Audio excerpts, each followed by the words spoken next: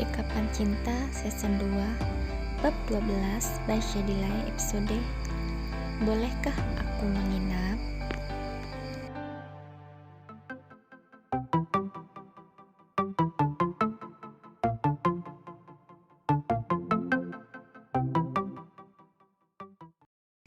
Mohon bijak ya penonton.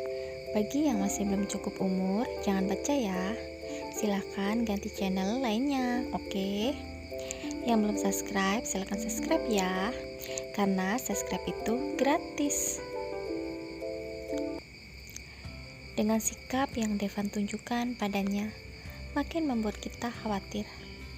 Ia khawatir apakah Devan mendengar percakapannya dengan Levi barusan. Apakah dia mendengarkan percakapanku barusan? Tapi kenapa dia diam saja? Ucap kita dalam hati. Sejak kapan dia ada di situ? Batin kita. Van, sejak kapan kamu ada di sana? Tanya kita tersenyum dan hati-hati. Tiba-tiba saja Devan mendekati kita. Kita kaget dan ia menutup matanya seketika. Ia takut jika Devan melakukan sesuatu padanya. Wajah mereka begitu dekat sekali. Saat kita membuka matanya, sedikit agak melirik ke samping. Devan pun melihat kita saat ia membuka matanya. Devan tersenyum dan berbisik tepat di telinga kita. "Aku rindu harummu ini," ucap Devan dan berlalu pergi dari hadapan kita. Namun kita menahan saat Devan akan berlalu begitu saja. Van, ucap kita ragu-ragu.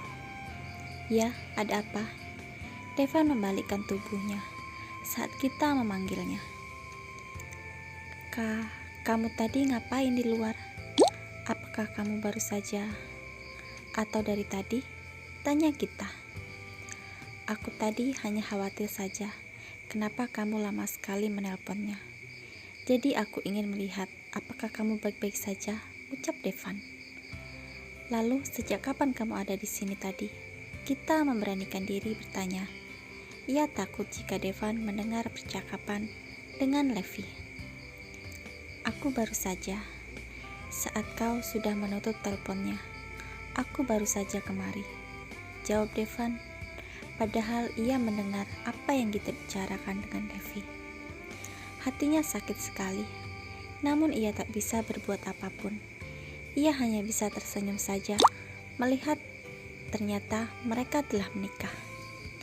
Meskipun ia masih sayang dan mencintai kita, ia tak ingin merusak kebahagiaan kita. Untung saja," ucap kita. "Untung kenapa?" tanya Devan. Gak apa-apa. Untung aku udah kelar nelpon. Jadi kamu gak lama nunggu akunya. Hehehe. Ucap kita agak lega mendengar jawaban Devan. Bagaimanapun, ia tak ingin Devan sakit jika tahu ia telah menikah.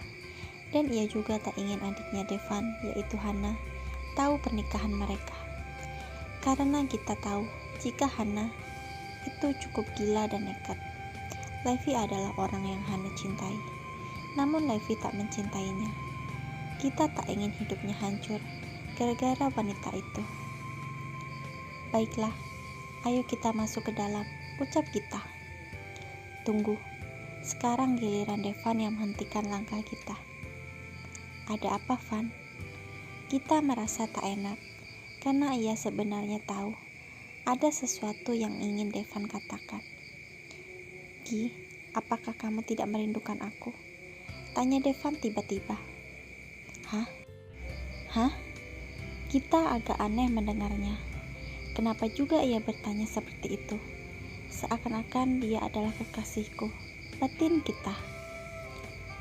"Aku? Ya, rindu kamu. Tapi sebagai sahabat," jawab kita. "Bolehkah aku memelukmu sebagai sahabatmu?" pinta Devan. Bagaimana ya? Apakah harus berpelukan juga ya?" ucap kita tersenyum. "Kamu bilang kita sahabat. Dan aku sebagai sahabat merindukanmu. Apakah aku boleh memeluk sahabatku? Ucap Devan. Kita bingung harus bagaimana. Namun ia tak mau membuat Devan curiga. Dan ia juga tak ingin disebut sebagai sahabat yang jahat. Akhirnya ia mengizinkan Devan memeluknya. Devan tersenyum dan ia langsung memeluk kita saat ia mendapatkan izin.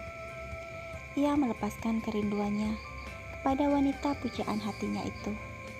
Meskipun ia tahu jika kini kita telah bersuami, namun ia merasa tak ikhlas melepaskan kita. Devan hanya berpura-pura saja, gak tahu jika kita telah menikah dengan Levi. Karena ia juga gak tahu kenapa kita juga tak memberitahukan kepadanya status dirinya. Tentu saja itu Devan memanfaatkan agar ia bisa terus dekat dengan kita. Andai saja kita mengatakan, ia mungkin akan menjaga sedikit jarak di antara mereka. Namun kita memberikan peluang untuknya mendekati dirinya. Gi, aku sangat rindu sekali dengan kamu. Sejak kamu mengusir kami 5 tahun yang lalu, ucap Devan. Kita tak ingin mengingat momen itu, karena itu sangat membuat dirinya kesal. Van, sudah ya peluknya. Aku mau masuk. Kasihan Gio sendirian, ucap kita. Aku mau sebentar saja begini, pinta Devan.